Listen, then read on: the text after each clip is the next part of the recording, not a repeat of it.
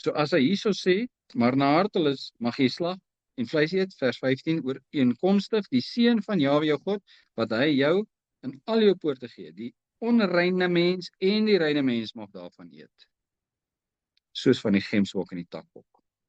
Net die bloed mag julle nie eet nie. Jy moet dit soos water op die grond uitgooi. Het dit verander?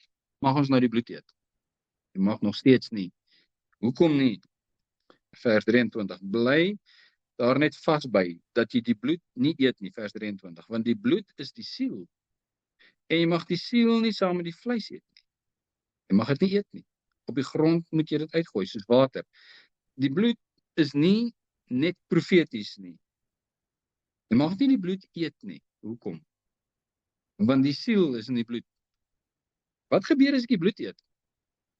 Die bloed kom in my in, en wat is saam met die bloed? Die siel. En nou? Ek weet nie. Maar dit klink nie vir my reg nie. En dis hoekom Vader sê, moenie die bloed eet nie.